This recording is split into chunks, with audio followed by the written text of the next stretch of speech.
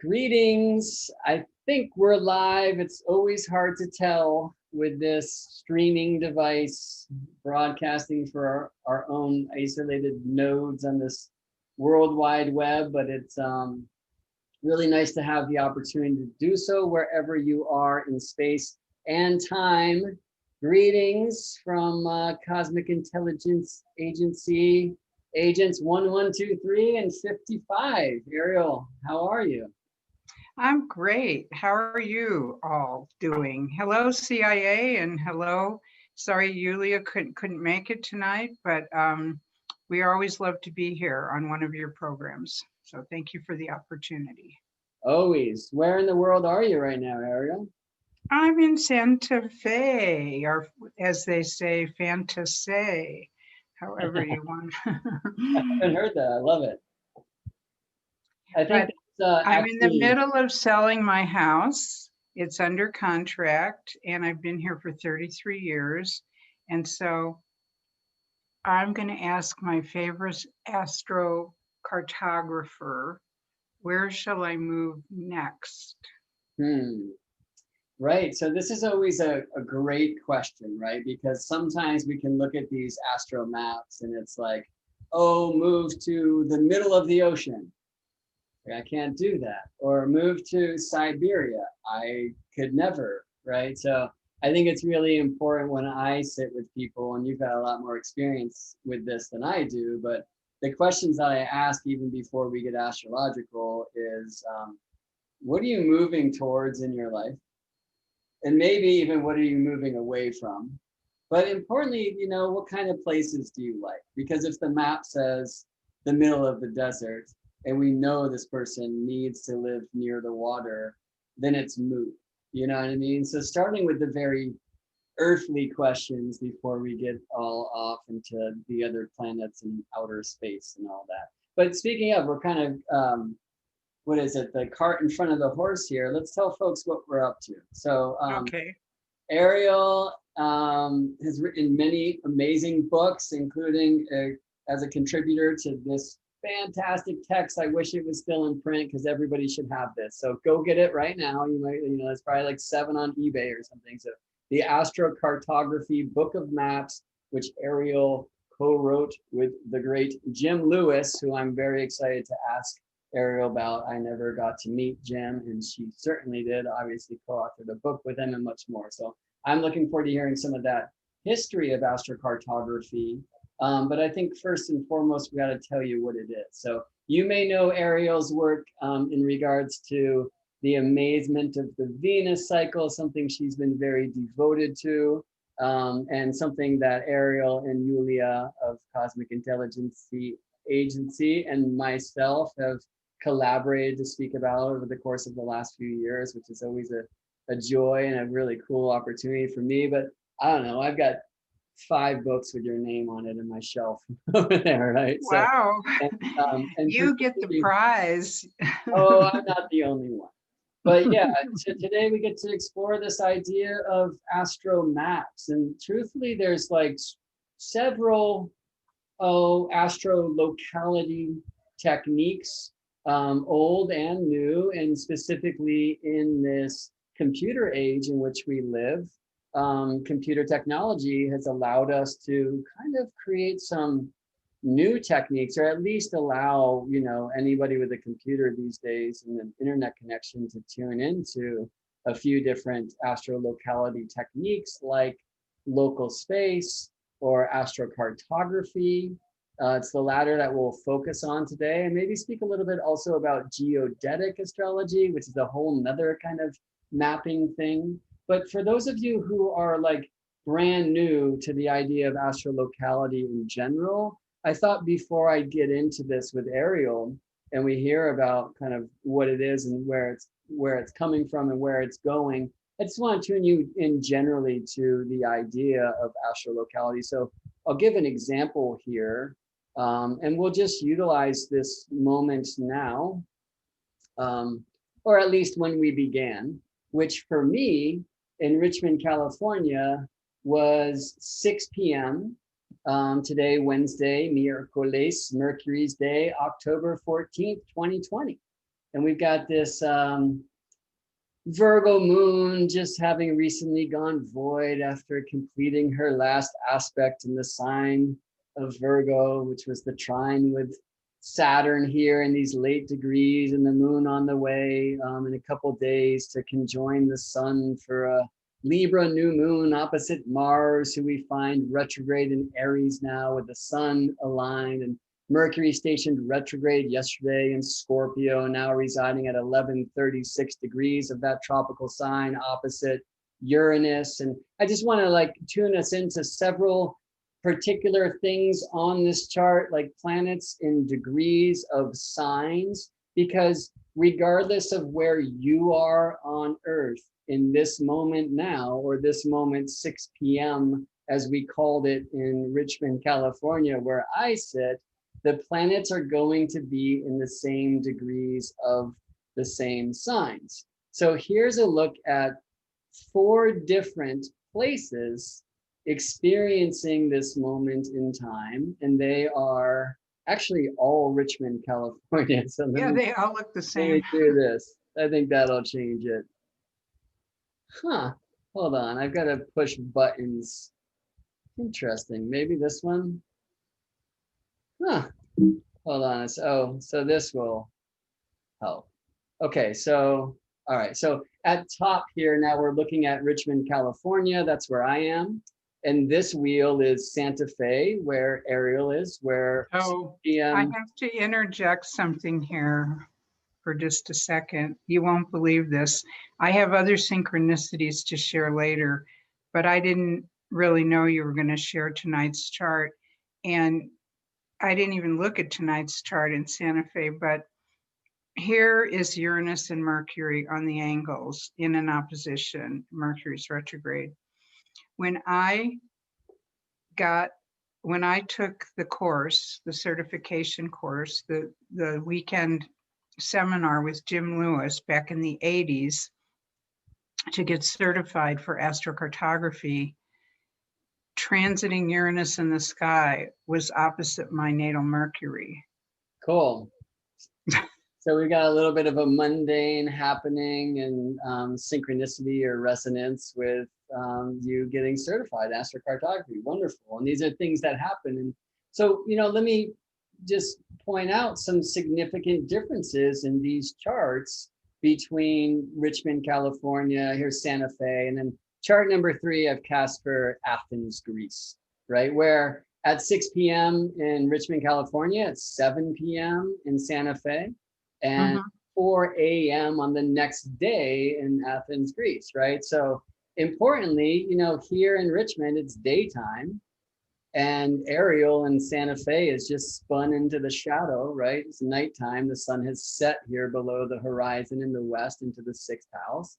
In 4 a.m. in Athens, Greece, the same moment of time, the sun's in the 2nd, moving its way towards rising in the east, right? So importantly, just notice in these 3 charts, this will be old news to many of you, but I want to do this for folks for the idea of astrolocality if it's new to you.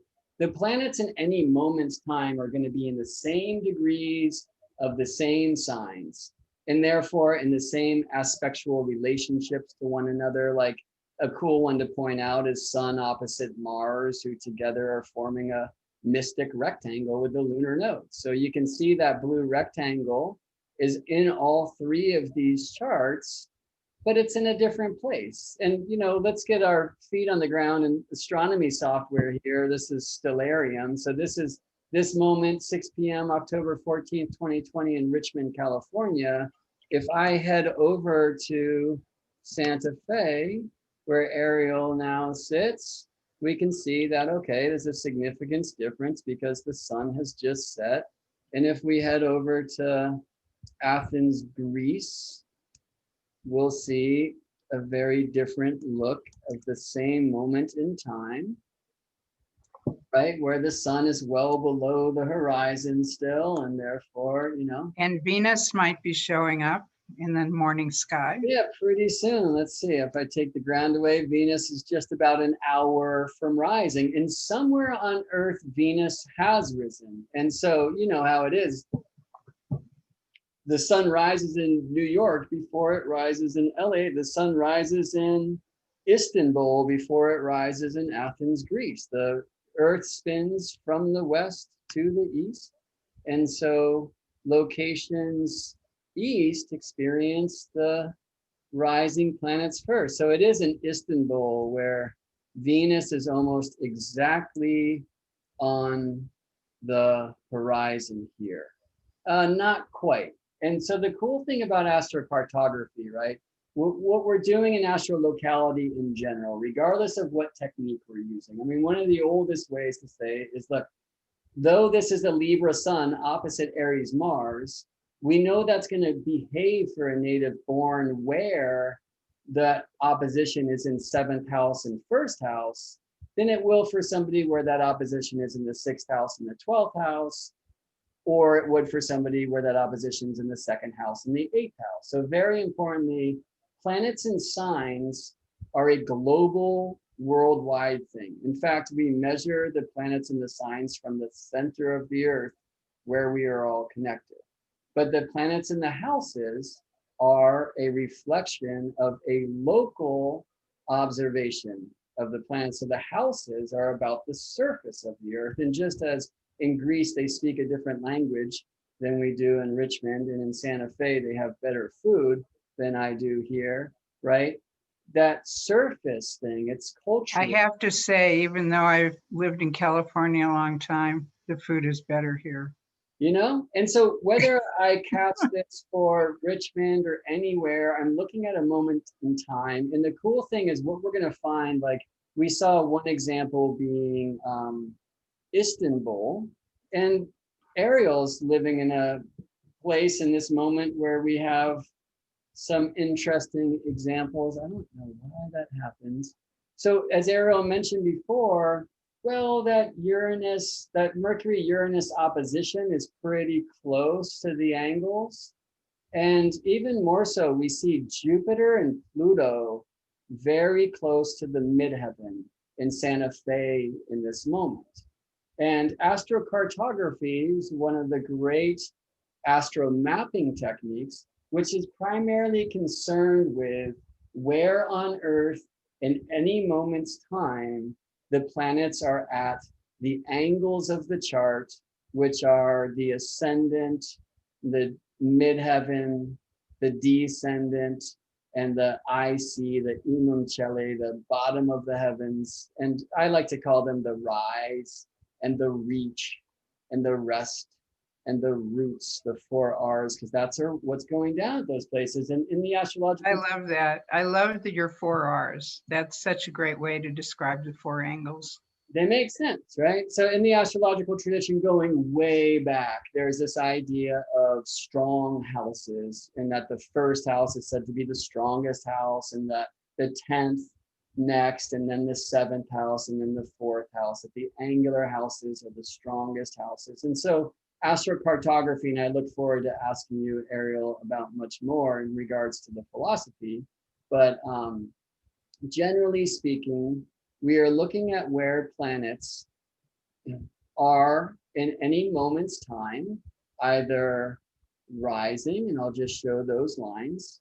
So right now, we're at the 6 p.m. time when I started, or 7 p.m. for Arielle, or 4 a.m. in Athens, Greece, we saw that Venus was very close to the ascendant in Istanbul, which is here, right? And more particularly, Venus is currently rising a little further east in Turkey, near Ankara, and rising in Israel, and in some places in South and Africa, and right.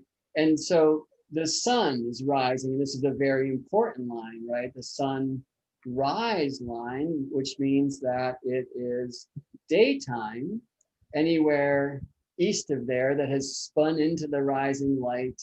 And or wait, am I saying that wrong? Right, no, nighttime anywhere west of there until we get to the sunset line. So here's sunset, and as we saw earlier for Arielle in Santa Fe, New Mexico, around here, the sun has already set.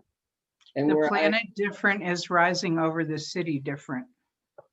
The what different is rising over the city different? The planet different, which is Uranus, is rising over Santa Fe, which is called the city different. Got it. Cool. Yeah, I haven't heard that terminology yet. Right. And so, yeah, finally, so this is the sunset line. And a general rule, which is really good to know when you look at an astrocartography chart, is that if you are west of an ACG line, it makes the planet angular. So being west of a sun setting line means the sun is in the 7th house. And if you're east of that line, like Santa Fe is east of that sun setting line, that means the sun is in the cadent house, which would be the 6th house. And we saw that on the chart. And we also saw for Santa Fe, Mercury near the descendant, that's this line. Uranus near the ascendant, that's this line. And when I bring in the midheaven lines, which will show us where planets are currently culminating or reaching their highest height, we saw that Pluto and Jupiter are very close to the Santa Fe midheaven. And so basically, an astrocartography map will show you in any moment's time where planets are either rising or reaching their highest height, culminating, or resting, setting in the west, or rooting down below ground at the IC. And so we can bring them all up, and they speak to particularly strong places on the earth for any moment's time, because angular houses are particularly strong, so planets at the angles are particularly strong. And I've wondered. I can add another R to that. Okay. On the resting angle of the descendant, that is also the relationship angle. And so often the way I describe the 4 angles to people when I'm doing their maps is the 4 compass points of the planets, where the 4 compass points of the planets are across the Earth. That's why you see 4 of the same planet spread across the Earth on a global map, because you'll get all 4 points. The due north, south, I don't know if it's due north, south, east, and west, but I call it north, south, east, and west. People, novices can relate to that. They can relate to a compass, and they can relate to the primary directions. Yeah, absolutely. I mean, I think, oops, just gave away my obsession with Paul Newman's chart, when really what I wanted to do is this, because it can also be helpful to just look at one planet. In this case, we'll look at the sun, and it's 4 lines. The compass points are correct for the IC, so the sun at the IC and the sun at the midheaven, whereas sun rising, like this case, late Libra, rises a bit south of east and sets a bit south of west. Importantly, at the sun midheaven line, so basically if I cast a relocated chart right now for Sydney, remember we said being west of a line makes it angular. This is the sun midheaven line. The midheaven is the cusp of the 9th and the 10th house. The angular house at that angle is the 10th house. So if we cast this for Sydney, and in fact, I've got one here for Melbourne, what we're going to find is the sun in the 10th house. And that's indicated here, right? Where if we look at the map for Santa Fe, that's the sun in the 6th house, east of the sun setting line. Or for Richmond, west of the sun setting line, the sun is angular, the sun's in the 7th house. And so we see those things here. We are already looking at the Richmond chart, sun in the 7th, and the Santa Fe chart, sun in the 6th. And so importantly, and unfortunately I'm not showing it, some softwares do, but the shadow of Earth runs between the sunrise and the sunset lines. And it's like, the center of the shadow is where the sun is at the IC, down below the horizon. So that's like middle of the night, right? So half of the Earth is always in shadow and half the Earth is always in light. And so, yeah, we can say, generally speaking, sunrise east, sunset west. Sun at the root, sun at the IC, north. I gotta say though, that's particular for the northern hemisphere, and sun at the midheaven south. Again, particular for the northern hemisphere. And so let me point one more thing out on the map, which is wonderful to see. I'm glad you're doing this part. Yeah, you know, send the nerd in. Where you have these midheaven lines, right? So here's where in this moment, which I called 6 p.m. and Arielle called 7 p.m., where the sun is culminating. So the sun midheaven line, which it's said Jim Lewis called the fame line, and we'll get into that. There's a circle on that line on most of the softwares. This is where it is in Astro Gold, where not only is the sun right at the midheaven, but the sun is actually directly overhead at the zenith for this one location on Earth, somewhere here in, what's that? I mean, it's near Papua New Guinea, maybe the Solomon Islands, I'm not sure. And notice that if you're in Tokyo at this time, then and you know, that's, we haven't talked about local space yet, but that zenith line, each of the zenith lines on all the midheaven planets is exactly where the local space, the same planet in local space intersects right at that zenith. Yeah, and so let's get into that another time. Although I will just say this, it's a really cool thing to know. When you're looking at the sun, like if you face your body to the sun, your body is pointing towards the place on Earth where the sun is directly overhead. If you face the moon, you are directing your body toward that place on Earth, wherever it may be, where the moon is directly overhead. But the point I want to make here is that if you're in the northern hemisphere, and even some places in the southern hemisphere, but generally speaking, like if you're in Tokyo at this time, you've got to look south to see the sun. Whereas if you're in Sydney, you've got to look north. Right? So over here, if we relocate this moment to Tokyo, just to finish the astronomy section of our journey today, here's Tokyo in this moment where we're looking towards the south. You can see on the map that Tokyo is to the west of that sun line, and so the sun's going to be near the angular house, the 10th house.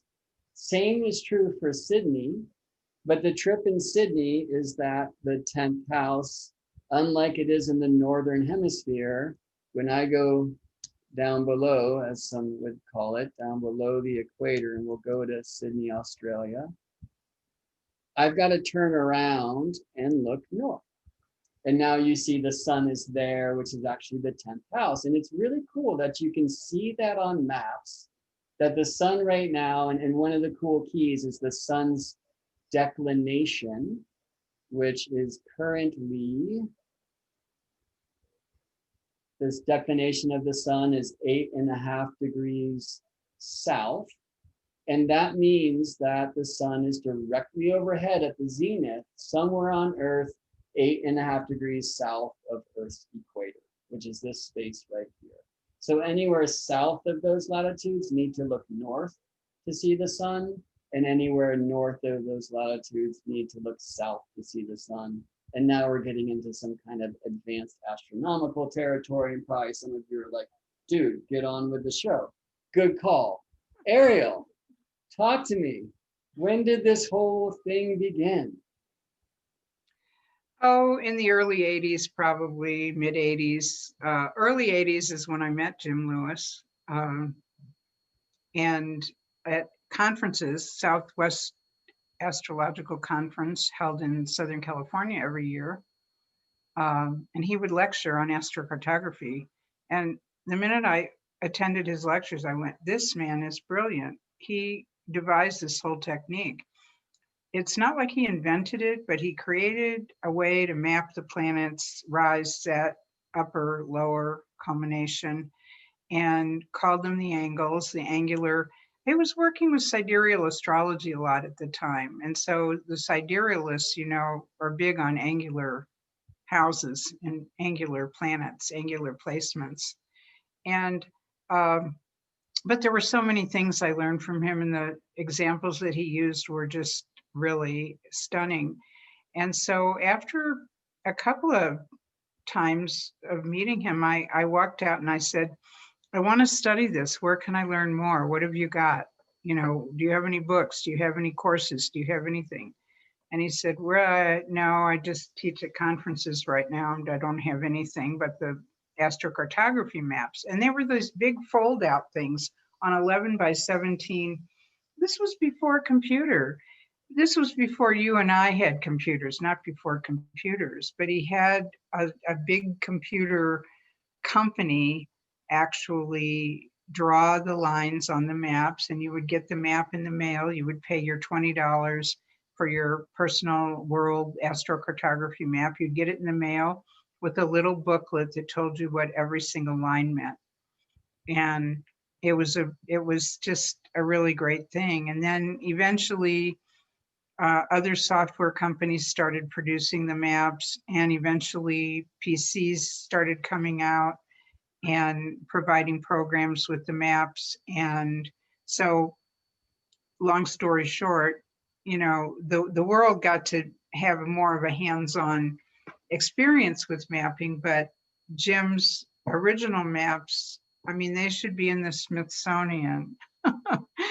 The Smithsonian for astrologers, because they were quite an innovation. He actually won several awards, a Regulus Award and a Mark Edmund Jones Award for innovation and creativity in astrology in terms of, yeah. But I wish I had, and I don't have, the big fold out, the double map with the blue lines on it, where, you know, it was that 11 by 17 thing. And when I first looked at that, I think I first looked at that map in maybe 1983 or something. And I could not believe my eyes when I saw where my planets were in certain places that I had already been. Now, Jim's thing was, he always used to joke, he's a Gemini, was a Gemini. He used to say, by the time I was 19 years old, I had lived in 19 places.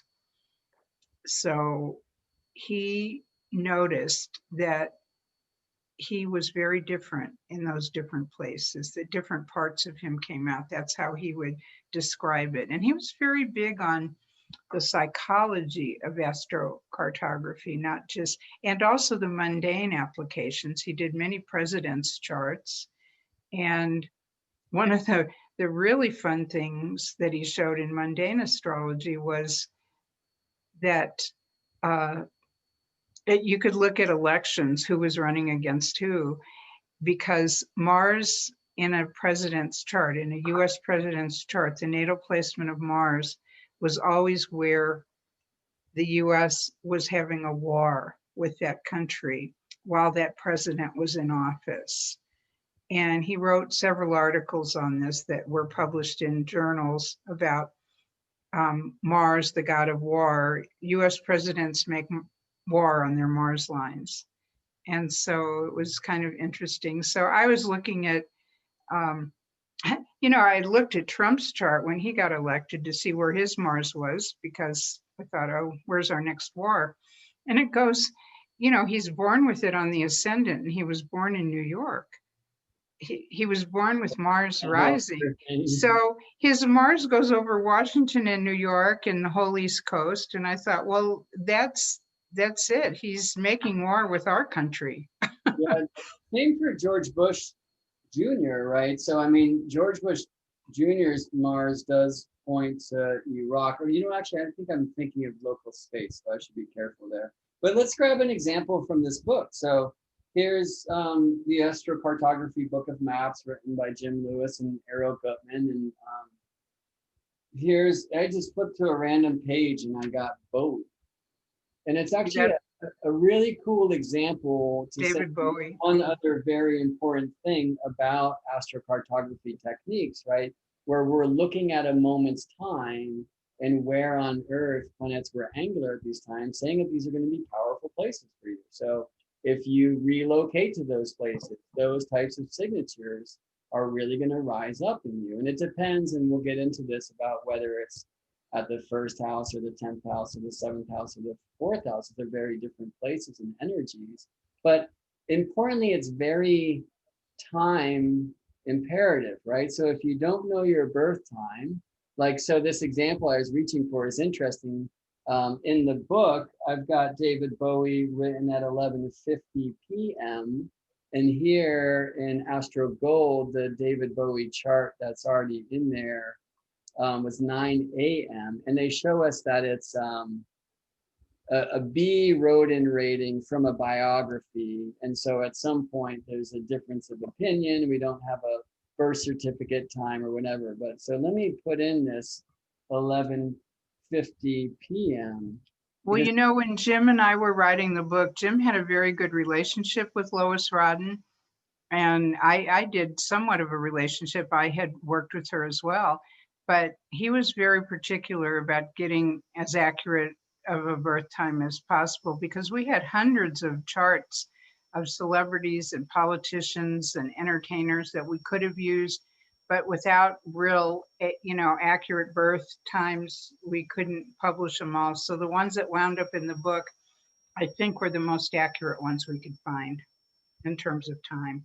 And it's, it is a very potential and powerful, and I've seen it work, relocation technique, right? Because if you don't know rectification technique, if you don't know your birth time, and in specific places on Earth, you feel very strong, right? A planetary signature, you can test it out. I mean, most astrologers would say certainly don't start there, but this is an interesting time because it places Neptune right at the ascendant. I mean, if Bowie wasn't Neptune, who is? And Libra Neptune at that, right? I mean, completely androgynous. And then we have this Mercury on that strong square with Neptune to tell the tales about it and whatnot, and to go up against, the foundation. Yeah, that's a Paran. That's also a Paran, what Jim would consider very important Paran, because that would be the two of them crossing over England, where he was born, over the UK. Yeah, and so we'll see that on the map. And then also, Bowie on this day, regardless of time, this is the Mars Cazimi, right? This happens every 24 to 26 months, where the Sun and Mars align. And yeah. It's interesting to see Mars in the 4th, because David Bowie sang plenty of songs where he was Ziggy Stardust, like from Mars, right? So yeah, right. The place of home and roots. So it's my home, bro. Right. We've got to be careful how we, to not overdo it with literal astrologer to rectify a birth time, but we don't want to ignore those things. And so we're going to see this in the map. If we go over and look at Brixton in London, where Bowie's born, here is the Neptune rising line. And then over here, we have that Mars-Sun conjunction at the IC. But they're too far away, right? Wrong. So this is a really important thing to dig into in astrocartography, right? Is how far from a line does the line, is the line significant? So Jim said 700 miles, but that's a long way. That's pretty big, right? That's really big. A lot of folks say 300 miles, which is about 500 kilometers. I hadn't heard 700. So that, and importantly, it's actually the same question as how far should a planet be in orb from an angle to be considered angular, right? Like here we see Mars 3.5 degrees from the IC. Well, and Neptune wins in this case. Neptune, I think, is the closest. It's right smack on the angle. You can't get any. I mean, if you're doing a process of, how strong is which one overrides which, I'd have to say Neptune wins the prize for the closest, and second would probably be the Mercury-Mars midpoint is right on the IC. Yeah, and then it's also a very interesting consideration, right? So one thing that I always tune into is, okay, left or right of a line. because again, if you are left or west of a line, that means it's angular. So that means London will have Mars and Sun in the IC. But if you're right of a line or east of a line, it's cadent. So, sorry, I said IC, but it's Sun and Mars in the fourth house, where it's Mercury in the third house. So Sun and Mars are in the angular house, and Mercury's in the cadent house. And you can see that line, the meridian, the midheaven IC, going right in between. So, London's right in between those two. And some make no difference here. Some just say, hey, if you're close to it, it's Mars and Sun rooting. It's also Mercury rooting. They're anti-culminating. They're at the IC. They're about home and roots and family and fourth house themes. But I like to picture what would the relocated chart do. And while we're here, we'll do a couple more things because Arielle mentioned a mundane square, which I want to show you, or a paran.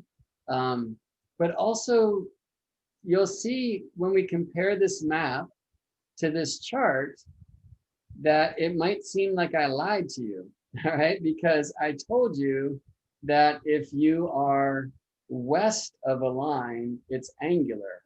And west of a rising line in the angular house would be the first, right? And east of a line, it's cadent in the rising. Not for all of them. So I'll get there. So you'll see that in that criterion or definition, that would say Neptune rising, since London is to the east of that line, that it should be in the 12th house.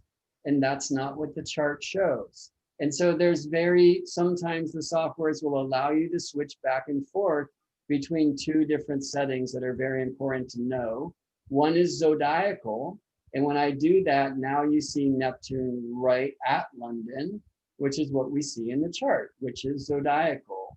And the other is in Mundo, which Jim Lewis certainly greatly preferred, if not said was the only way. And that's another little story we could talk about. Yeah, I love it. Most astrocartographers do, which is to say, okay, this is where this degree, the 11th degree of Libra, was rising. That's zodiacal. But that circle of our charts is not Neptune's path, it's the sun's path. And what we're doing, like, let me just show an example. Like right now, if we're looking at this moon, the moon is not on the ecliptic, which is the path of the sun. And so what we do in astrology is we say that the moon lives at this degree of the ecliptic. We perpendicularly project all the planets up to the ecliptic plane. That's their zodiacal projection. We only show one circle of our chart wheels. But because the moon's not right there, the moon and that degree that the moon projects to are going to rise at different times, right? So when Bowie was born, the degree that Neptune projects to, so that's zodiacal, was just rising in London. But what we see in Mundo, which is actually considering a planet's what's called latitude. So here we see the moon in north latitude, right? This distance from the ecliptic. And where a planet's actually rising is in Mundo, in the world or of the world. So let's go there, Arielle. Why did Jim say look to those in Mundo positions versus zodiacal positions? So those maps you were plotting just now, was that still stellarium? The astrocartography. No, that's in Astro Gold astrology software. Oh, I like the look of the maps. Yeah. They also do like a more kind of mappy map look, but I like that satellite view. Yeah, I don't have the Mac. I have Astro Gold on the iPad, but it doesn't do any mapping. It just does the charts. Well, So Stephanie tells me they're scheming to go that direction. So no promises. It's all here. Okay. But if you use the Astro Gold app, Good. There's a rumor that maps will find their way to the. Okay, good. And just to go back a bit, there's source data in the astrocartography book of maps for every single chart that was used. And I just was looking that up while we were talking. And it's Rodden data from the American Book of Charts, and it is B. And B means Bowie. from an autobiography or a biography. Yeah. So for Bowie, right? For Bowie. Yeah, it's weird. So Astro Gold had the same thing, B rating, but at different times. So maybe Different time. Interesting. Maybe different biographies. I mean, David Bowie probably was born at 2 different times. That's just how Bowie he was. So well, and I believe he was born at midnight too, because he just seems more like a midnight birth time. You know, people born at midnight have different. Have the sun at the IC. Yeah. And I mean, and it's also a really important consideration, and something in some regards that was kind of lost to astrology for a long time, which is the traditional idea of sect. Just like the very significant difference that if you're born by day, you're a different kind of being than if you're born by night. And It's like that hasn't survived in the traditions, considering is the sun above or below the horizon. But astrocartography really brings our focus to that, right? It's like not only at this 11:30 time is Bowie born at night, but he's born in the middle of the night. You know, he is really that child of that howling at the moon kind of style. Exactly. So exactly. Zodiacal projection, and some astrologers like David Cochran prefer that. I mean, I think that the cool thing about looking at the zodiacally projected lines on a map is, like, you know, I always tell someone, look for these special places on Earth using these maps. Like, they just quickly say, hey, that's a power place for you. That's where Venus was setting. That's Venus at the descendant. That's love, baby, you know, whatever. And go over there, but then also cast the full relocated chart for your birth moment as if you were born in that place, and dig all of it, right? And so that's going to show up in these zodiacal lines. But at the same time, you know, I'm such a visible astrologer, dude. It's like, hey, if I'm going to go look at Venus in the 7th, and sometimes she'll be in the 7th in a chart when she's actually already set. So if I'm going to go move somewhere, so it's like I'm making eyes with the goddess in the sunset west, then shouldn't I actually go to the place on Earth where that was visibly happening, not through this zodiacal projection that we do as astrologers? Right. And for the sky astrologers, that's a very important thing, the observation of the planet in the sky. But back to your question about the Mundo or the Zodiacal. One of the questions that often came up in the classes that Jim would teach and was that how come it says I have Pluto right on the ascendant in my birth chart, but when I look at my astrocartography map, Pluto is like 700 miles away from the place I was born, rising. And that's true for most of us. And Pluto is the one planet that gives the most latitude that way, because it's, well, you can explain it better than I can, but most of the planets stay on or near the ecliptic. But as we know, Pluto has this really wild kind of orbit around, you know, that it rises and falls along the ecliptic in a much greater way. And I think that speaks to the archetype of Pluto and the mythology of Pluto too, that it goes up to the, you know, down into the underworld and up, and it doesn't like stay on Earth. It goes up or down, and it's Hades and all of that, but that's another subject for another time. I mean. Interesting. Folks who are born now, that won't really be a consideration, because right now Pluto is at Pluto's node. And so importantly, the nodes, like if you think of this maybe as the path of the sun about the Earth, which itself is an interesting thing, right? Because of course, what the ecliptic is the plane of Earth orbiting the sun. But from Earth's point of view, that's the sun about us. And the solar system's relatively flat. But the truth is every planet has its own course. And where the path of the planet crosses the path of the Earth-Sun relationship, that's the ecliptic from Earth's point of view, those points of the crossings are called the nodes. Well, Pluto's doing this thing. So like, Yeah. especially in the late 70s, early 80s, Pluto got as far from the ecliptic as possible, which is about 17 degrees.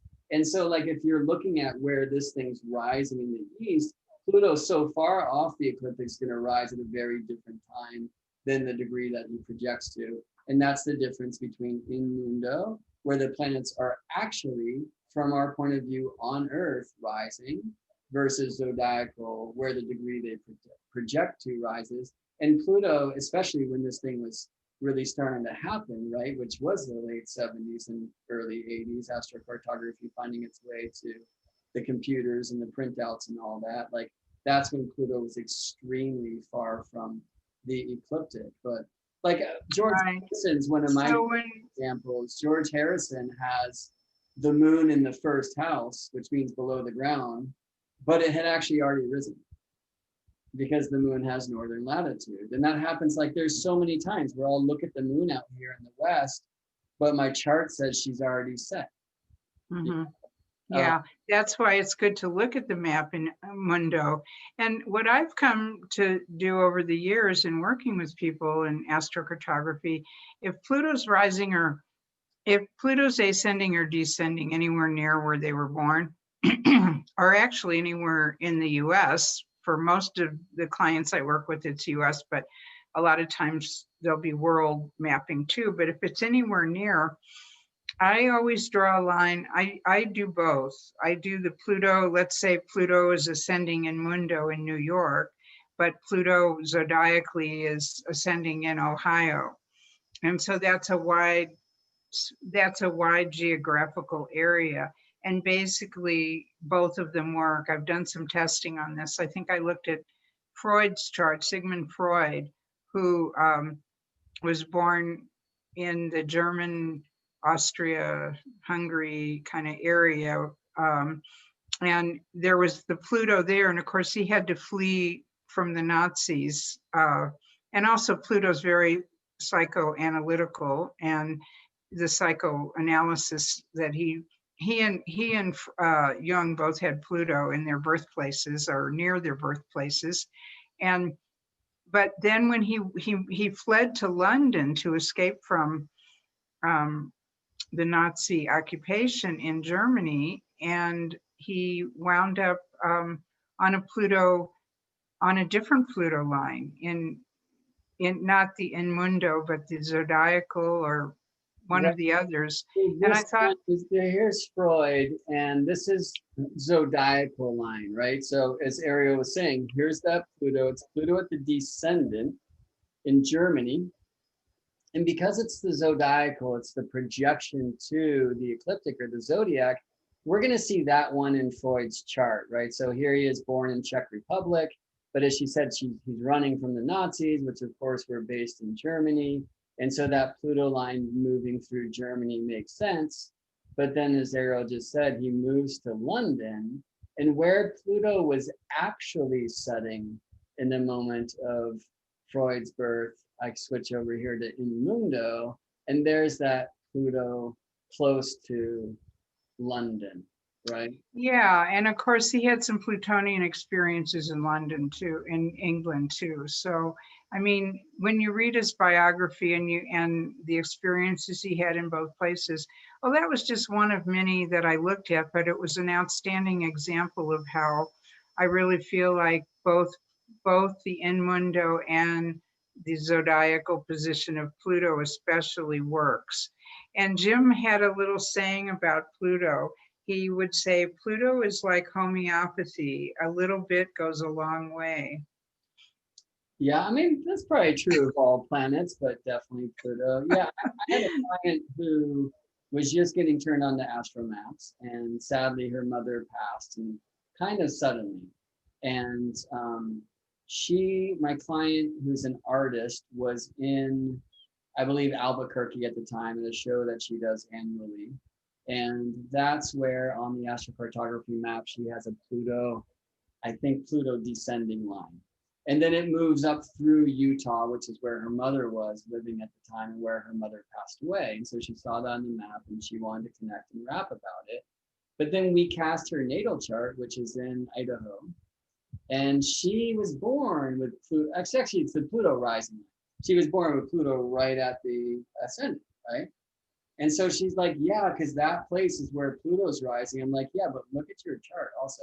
So it was a really interesting example because here's a native where we look at the chart and it's like a Libra, Pluto right at the ascendant, right? And so that's part of her own astrology. That's part of her nativity. And yet, when we consider the Mundo, where was Pluto actually rising? And the truth is, Pluto, who in the 70s when she was born, was way north of the ecliptic, and that means in the northern hemisphere, Pluto's going to rise well before that degree that Pluto projects to. So the Mundo location was well east of her birthplace, running through Utah and down through Albuquerque, where she was when she found out about her mother's sudden passing. And so it was interesting because it kind of like, in a way, connected this strong energy that we see in her nativity, in her birth chart, which is zodiacal, to a place on Earth where that energy was actually astronomically happening in the moment of her birth. And somehow all these things came together in that painful initiation for her. I also, I was teaching. Yeah, and it's interesting too, because so many people that come to astrocartography or astro relocation, they want to get away from something. Like the example of Freud, I've got to get out of here. I want to get away from this. So they move somewhere else, and they find out that wherever they move, they got the same thing happening. Totally. I mean, he like out of the frying pan and into the fire, out of the zodiacal into the Mundo, right? So it was like Pluto anyway. But we want Freud to have a good amount of Pluto because that's the offering that he brought to Exactly. so many regards, right? Yeah. I don't know that I'd tell him that in his childhood, but on the other side, we're pretty stoked about this thing. Yeah, I was teaching an ACG class a while ago, and people were like, well, what's up with this Pluto thing? And people call it the death line. And there's the classic example that John F. Kennedy has one of his Pluto lines going right through Dallas, where, of course, he was assassinated. And I think it was Pluto midheaven. Right, yeah. And so I tend to lean, I want to go to like, no, it's a place where you can go evolve and like seek empowerment and that. And so then I looked at mine and I was like, wait a second, like I went to a summer camp there on this Mundo Pluto line, and it also goes through Mexico City, where now I've done a lot of powerful shamanic work and sweating at Teotihuacan and the pyramids, and have taught at our friend Ursula Stockter's school there, who's an evolutionary astrologer, like very based in kind of Pluto and archetypes. And so it speaks in that regard. But also at this camp I went to, there was a kid from Mexico City who, sorry for this difficult news, but as a young kid was kidnapped and beheaded, right? And one of the counselors at the camp, fortunately not during a camp season, but in between, committed suicide, which are both pretty damn Plutonic themes, right? So in my life, that was the earliest I ever got, or the closest I ever got to death as a young guy. And it's right at that Pluto line, and it is the Mundo, not the zodiacal Pluto line. So and see, this is what makes people afraid of Pluto, because I used to call the maps, the astrocartography, or whatever kind of map you're using, local space, geodetic, whatever. I used to call it archetypes on the landscape, because while a Pluto transit might take a very long time, over a course of 2 or 3 years, to go across your sun or your ascendant or whatever, if you are going to a city like JFK arrived in Dallas and within an hour he was killed on his Pluto line, oftentimes the planet manifests almost immediately in the location. So it's archetypes on the landscape where you're actually confronting them. Now, some of the stories I've read or heard is that JFK didn't really want to go to Dallas. He didn't really want to go to Texas, but he was, pushed there. It was like, you need to go, you need to win over Texas, you need to get, you need to show your charm there for the people of Texas, and so forth and so on. For the next election, they're always thinking about the next election and also the other elections that are going on. And so, it's not like he went wanted to just jump in to Texas and go there. It was like something that, I don't know if he had an intuition about it or what, but he did go. And of course, that's what happened. Now, Jim never used Chiron or the asteroids, but once I started using Chiron and the asteroids, I noticed that Chiron was also over Dallas.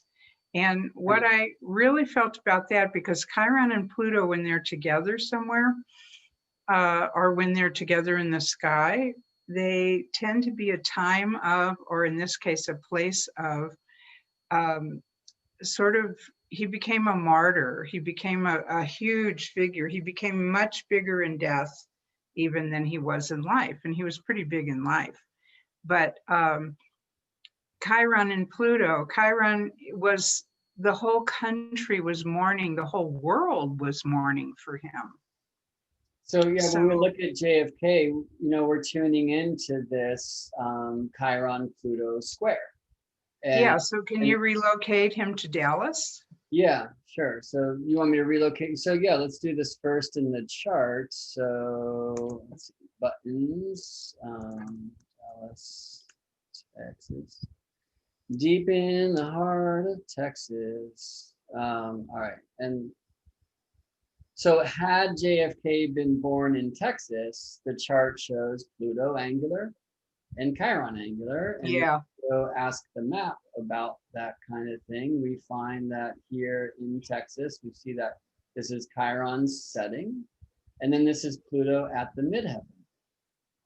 But I think these lines, oh, they're actually in Mundo, right? And JFK, like, this is not an AA Rodin rating either, right? We're not exactly sure of JFK's birth time. But again, well, if it's 3 p.m., it's probably not AA. Right. I mean, but it kind of speaks to the power of the potential of astro mapping techniques for relocality, because yeah, I mean, we do have Pluto culminating, I mean, more so in Minnesota, and more so in Houston, and more so in Shreveport, I guess, than in Dallas, but very close, right? And there's Chiron. The whole world was grieving over his death, but I would say nobody more than Texas. I mean, to have that be the location where it happened, Texas, it took decades for Texas to really, especially Dallas, to really come to grips with the fact that, hey, we're not all like that. We don't all go shooting presidents or whatever, Yeah. So let's play a game here, Arielle. Let's say, this client gives you a call. There's the weirdest thing that's been happening in this software. I gotta let them know about this glitch, that it will keep the place of the last person I was looking at, in that case, Freud. But here we go. So Brookline, Mass, 3 p.m., May 29th, 1917. You don't know who this cat is. And they call you and they say, look, I'm over Washington, D.C., and I gotta move. And I gotta stay in the United States because of my job, let's say. But okay. I want to somewhere super cool. So what kind of questions might you ask them when you look at these planetary lines before you give them consult based upon the astrocartography map? Well, first I would say you were born in Massachusetts and you're living in Washington, and Saturn is at the midheaven closest to any of those states in the East Coast, and Saturn midheaven. And I guess looking at their chart first, but I would probably say, well, what's the relationship like with your father? And did your father influence you in your career choices in any particular way? And are you happy about those career choices? And so forth and so on. In the Kennedy family history, it's a very interesting story because the oldest son was really the one they were priming. Joseph Kennedy Jr. is who they were priming to be president, the eldest son, but he died. And so then it kind of passed down to John. And John, I don't think really necessarily ever thought he was going to be the one. It was going to be his older brother Right. that his father was pushing into the political thing. And so he wound up kind of having it, getting it. And And John was a warrior in the South Pacific on PT 19, yes, right? yeah, and that's where he became that war hero. Right, and that story really got blown up. I forgot where those islands were. I thought off of Japan, but no, we wouldn't have gotten that close. But anyway, that would be a cool story to look at. I've looked into the eclipses of that story, but from an astrocartography perspective, I mean, we do see Mars at the midheaven in the South Pacific. Anyway, yeah, I mean, so as Arielle's saying, first and foremost, like even before we get to the map, go to the chart, go to the map Yeah. we know, ask the question. She sees Saturn here in Cancer at the midheaven. And really importantly, you know, when I see this Saturn line on the map, and if I click Saturn, whether we're here in Astro Gold or at astro.com, which has a wonderful astrocartography map you can use for free, like you're not going to get Saturn in Cancer. And Saturn in Cancer, which in the nativity, it has this relationship with Chiron by trine, and in conjunct with Uranus and all the other things, right? You're going to get, this is what Saturn culminating means. And so it's really important. And it's interesting to me, I see a lot of astrologers who kind of like forget their astrology when they go to the map, instead of bringing the chart to the map, which from what I've read, Jim obviously was teaching is a very fundamental part of astrocartography. Don't use this map to replace your astrology. Use this map to expand your astrology, yeah? Yeah, exactly. Let me ask you, Arielle, if I'm this chart, right? Not trying to have delusions of grandeur here or whatever, but let's say I'm sitting with you and I say, look, I'm an actor, and I just really want to be known, and I could go act in New York. Like I have some opportunities, I think, to work Broadway, and I'm really about, you know, theater, but should I go to LA? Do you think I could make it in LA? And we're looking Well, at yeah, I would say, and that's the key. And Jim always stressed this, you have to ask them what they want to go there for, because every planet has a purpose and every planet has a place in the cosmic scheme. And it's an offering, as you might say. It's like what they're all about. And so, sure, New York is considered a place for stage actors who are maybe a little more serious about their craft and work at, so there's the Saturn closer to New York, but Hollywood is the capital of glamour and celebrity and the sun and all of that, and you have the sun over California. So and also Hollywood, it's just north of LA, but it's not that far from the Moon Venus, which are over Arizona, but close enough to LA. And that was mentioned a lot too, about his, you know, relationship with Marilyn Monroe and the relationship with some of the Hollywood celebrities that kind of that he would party with when he went out there. Right, so that's a really cool example of those two different scenes, right? We actually have Saturn at the midheaven. It's like, okay, if you want to tune into like the tradition of what it is to be a thespian and like the rooted structure, like, dude, Broadway, like, you know, very Saturnian, right? Yeah. But it's Saturn in Cancer, and is that what you want to lean towards? Or Jim called the sun at the midheaven line the fame line, right? Yeah. And also, really, this is where, when you see pictures, when you see old movies of him, you see him unbuttoning his shirt, you know, and loosening his tie and just like relaxing a little bit more. Now, he did that in Massachusetts when he was on his boat, when he was out sailing on the water, you could see him relaxed and in cool clothing. But, you know, Saturn midheaven typically for anybody would tend to be a very buttoned up place. you know, you really have to dress the part and you have to look the part, and you kind of go along with the tradition of the system. You have to work within the For system. this guy specifically, you've got to be a Kennedy from Camelot. This is what a Kennedy is. You've got to show up. You got to let the world know Exactly. who you are.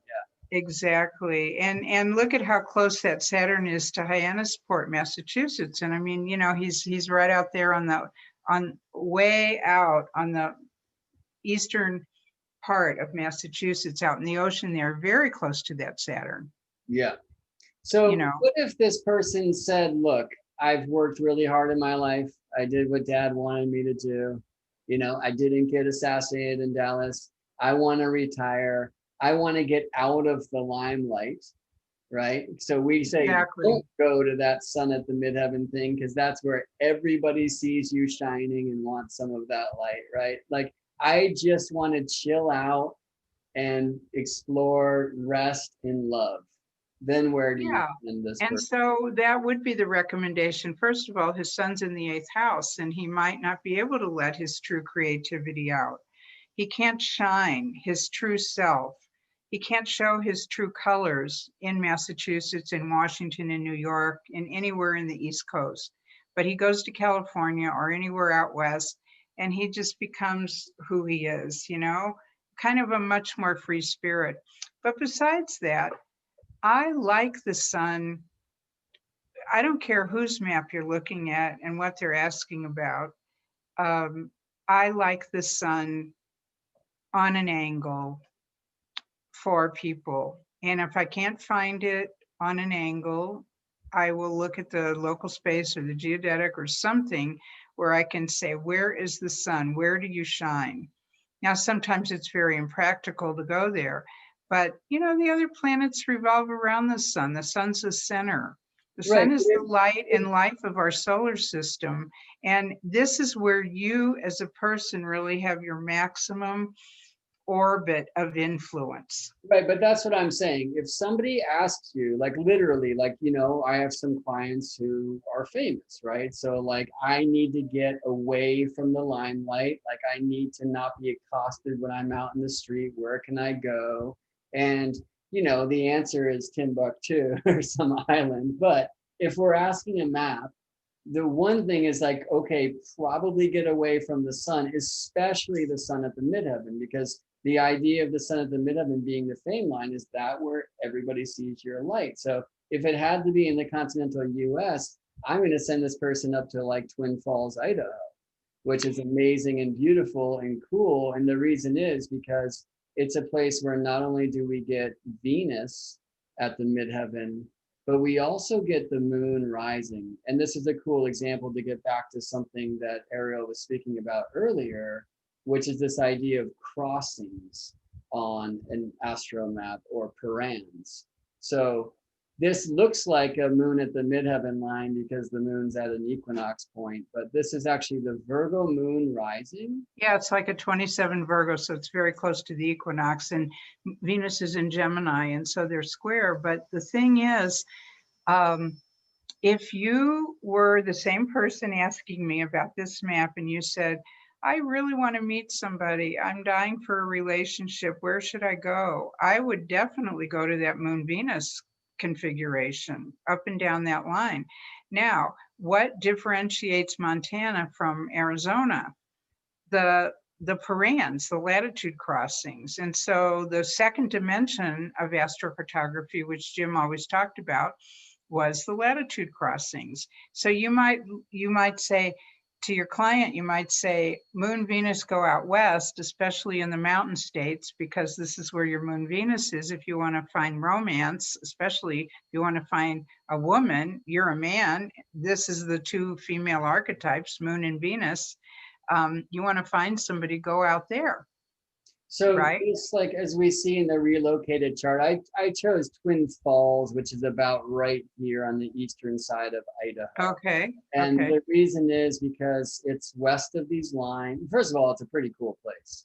And Yeah, I'll start there, right? Like, what do you like? If somebody says no snow, we're going to go down to Phoenix, right? Or Sedona or something, which is still very close to these lines. It's not typical, by the way, to get a square where the lines are running almost parallel, and there's all sorts of astronomical reasons we won't get into around that. But the actual crossing of the moon and the Venus line, as you can see, is up here in Right. Canada, really close to the border. But so Twin Falls, because it's west of the lines, also places them angular. So it's a moon rising place and a Venus culminating place.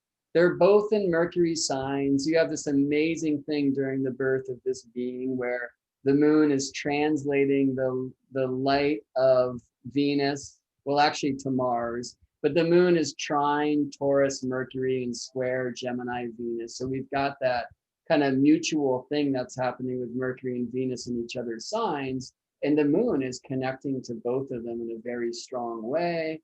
And so it's one thing I really love in that chart. And if somebody, as Arielle's saying, like looking for love, looking for the goddess, the moon rising in me, learning to connect to my emotionality, which is the thing that we seek when we want to get out of the limelight or whatnot. Now we have the sun in the 10th sign, but on the 9th house side, the spiritual side, right? It just feels like that's a place to chill out. So Yeah. Now, this is what I wanted to say about orbs, and we don't know if this is an exact birth time because it's 3 p.m. He did find the love goddess in Hollywood. In fact, she was the most famous love goddess of pretty much all time, Marilyn Monroe, who fell in love with him. And whether the feeling was mutual or not, I don't know. But the thing is, the orb between where that moon and Venus falls on this map in Arizona and over to Hollywood is not that far. And where was Norma Jean born? You remember? Oh, good question. Yeah, I think in the Midwest somewhere. You know what? Let's just look. You know, I think I have her chart. I think her chart's in this book. Let me look it up. I know it's in that map too, but yeah, it is. Page 71. Page 71. So she was born in LA, right? And so she's born super Yeah, born in Los Angeles. sunlight. Yeah. But as Arielle's saying, well, that feels that she, you know, that love goddess, that kind of Venus thing. So in this map, I can draw this line from LA over to that Venus midheaven line, and it's 404 miles. So Arielle was saying before, well, Jim was talking 700 miles, some do 300 miles, some do 500 miles. And really importantly, as I said earlier, it really is the same question is, well, what is the orb? So let me cast this moment.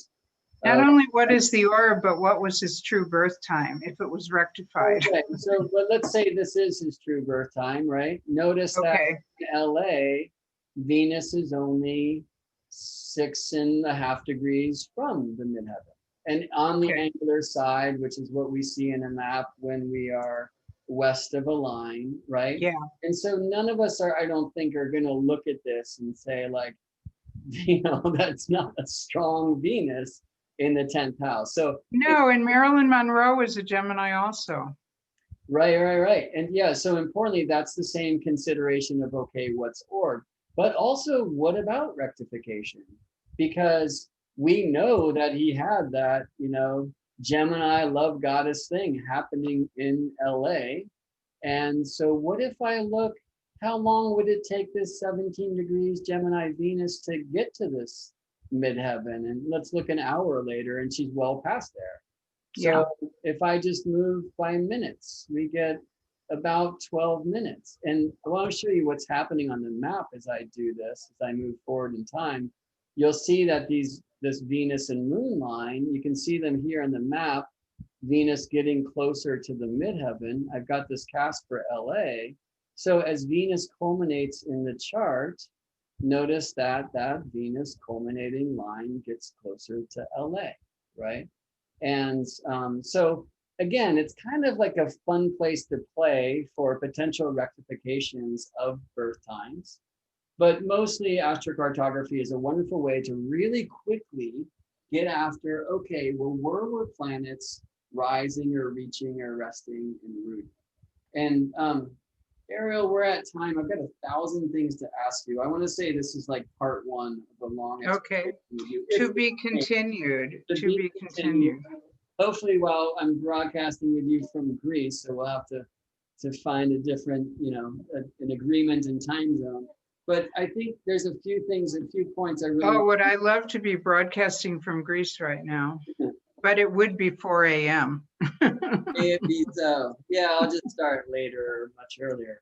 Um, So a few really important things here. First of all, I wanted to just lay out the general kind of philosophy of astrolocality, which is to say, at a different place in the same moment of your birth, the planets were in different houses, right? So if you want to feel that energy of the sun in the 10th house, you can use these astrocartography maps to look at that sun at the midheaven line and even find that place where the sun was directly overhead. And a very cool thing is you don't have to go there necessarily. Sometimes it comes to you, right? Like my beloved is born where the south node of the moon in the moment of my birth was at the midheaven, and I met her physically in Hawaii on the exact opposite side of the world where the north node is at the midheaven. Wow, that's cool. And the nodes are very important for stuff like that, connections that way. He didn't use the nodes in the maps either. He didn't use the nodes and he didn't use Chiron. He was a real, what do you call it, traditionalist. He only used the planets, the 10 known, what we called the 10 planets back then. Things have changed since then. But as soon as I started mapping on personal computers and getting those programs, I started adding them in. And if we'd have had more time, I have Jim's chart and map and his relocated chart and map here to show as an example, because he used his own story, his own life, as the basis of the theory behind which, he was talking about. Born in New York, relocated to San Francisco, and he was born on a Pluto ascending line in New York. And he always said it was kind of dark and heavy and all that, and he was depressed a lot. And then he moved to California on his Venus ascendant line, and the world just kind of lit up and became, sort of fantastical for him. But then I added the asteroids in, and he also has a Juno Vesta conjunction right at the IC over San Francisco. And here's another synchronicity. Vesta in his chart was at 27 degrees of Leo. And tonight, Vesta is at 27 Leo on his IC of San Francisco. So here we are, Jim. And Vesta is the goddess of hearth and home. He made that his lifelong home. And even though he'd go bah, bah, on asteroids, they work. Yeah, asteroids are so amazing. And it's really cool to extend this technique out. And it's cool, just like you're saying, like he lived it. I really love when astrologers will teach by using their own chart as the example, because I'm not getting a bunch of hearsay. I'm getting it straight from the experience. Yeah. Of course, that's how we learn. So I hope folks will go and check out your maps after this, and maybe have your map on one page and your chart right next to it, because as Arielle showed us, just the few times I said, hey, let's say this is your client, and where did she go first? She went first to the chart. And it's such an important thing that I think we often lose when we're just using computer programs without starting. Like I just see a lot of people kind of abandon their astrology when they go to these maps. It's like, no, bring your astrology to the map. Let the map show you more about the astrology. So exactly. Arielle, it sounds like you're game to continue this journey through time and space. Yeah, I hope so. We'll see what kind of feedback we get, what kind of response. You listeners, viewers, let us know if you want more discussions on this. We can go into geodetics, we can go into local space, it's fun to look at these examples and see exactly how the archetypes are acting out on the landscape. Yeah, I'm excited to ask you also about the Guttman research around that time and if that was a kind of contributing factor to like observing the power of angularity astrologically, since the research seemed to support that. It might have been because that was coming out around the same time. The Guttman data is, for people who don't know, we're a team of French researchers who statistically, measured many thousands and thousands of people born in France where birth times were recorded exactly in the town registry. So they had accurate data to work with. And they wrote books on it. And one of the most popular books they wrote was called The Mars Effect, when Mars was seen at the ascendant or midheaven, culminating or rising either behind it or ahead of it, whether it was in the Caden house or the angular house. Actually, they found the Caden house to be more powerful. What you got were sports figures, and you got you got athletes, sports figures, and warriors, generals, and things like that. So and different planets produce different people, and the statistical evidence that they came up with was so overwhelming, even though the scientific community rejected it at the time and said, something's wrong with this. It can't be right. It can't be right. But it was right. And that was a major coup for astrology at the time, by the way. Did they have to prove astrology or disprove astrology with their research, He started out wanting to disprove it. Yeah, and then oops. Oops, he became a believer. Yeah, and so as you said, that was kind of happening at the same time. And so we had this kind of statistical research-based evidence of the power of angular planets in a nativity. And that really inspires this idea of looking at maps for where planets are rising or reaching or resting or rooting as being powerful places. And it's really cool for me to hear not only how to pronounce, how do you say their names? Guttman. Okay, Guttman. But also that they saw that the Caden houses, so like the 9th house, as strong as the 10th house, because again, many astrocartographers, they're not really tripping on which side of the line it is. That's going to speak if you bring it back to the chart. But it's kind of like if Mars is on high, Mars is on high. Mm-hmm. Right? I mean, it really questions the whole premise in astrology of cadency and angularity also.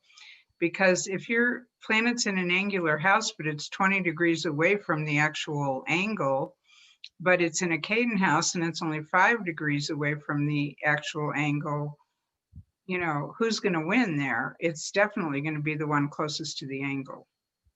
Yeah, and I like to do a lot of relocation by visibility because I'm such a sky nerd.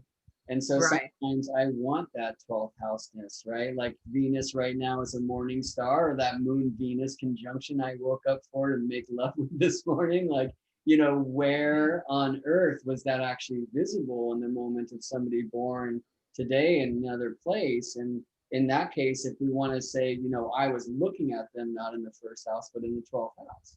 And did you catch that Moon Venus? Did you catch it with your Yeah, I took a picture this morning and said it was a pretty good one. I'd like to see that. Did you post that?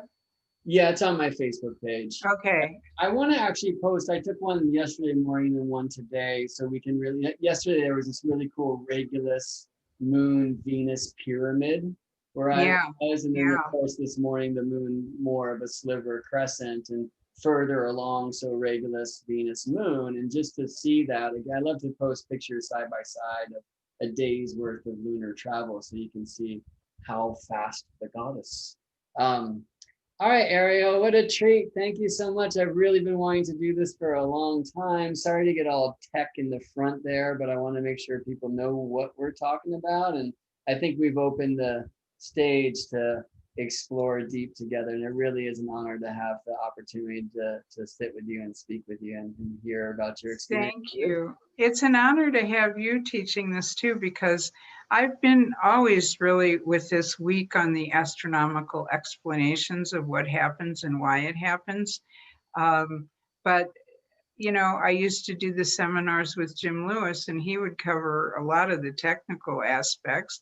And then he passed. And then I did a couple of them with Robert Hand, who explained the astronomical, all that stuff, that people needed to know.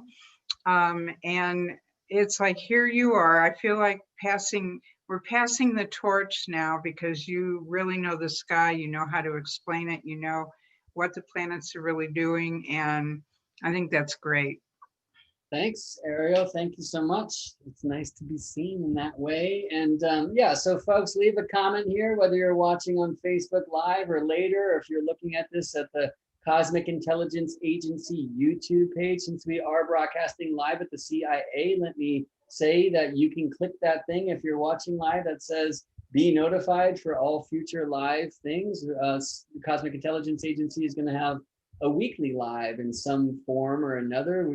Webinars all the time. There's agents all over the globe and likely beyond. So it's really fun to follow the Cosmic Intelligence Agency. And maybe you're watching this at the CIA's, the true CIA's YouTube page, where there's a lot of content over there. And you can always connect at cosmicintelligenceagency.com. And I think it's the CIA maybe that first connected me with you, Arielle. And for that, I am extremely grateful, and I look forward to continuing this. So friends, if you Me want too. I met you through CIA, and I'll be forever indebted to that. Yeah. So it's been a pleasure to work with you these years. Yeah. Please give the video a like, say something, say what you want to learn, maybe ask some questions, and we'll keep a list and we can journey into that stuff.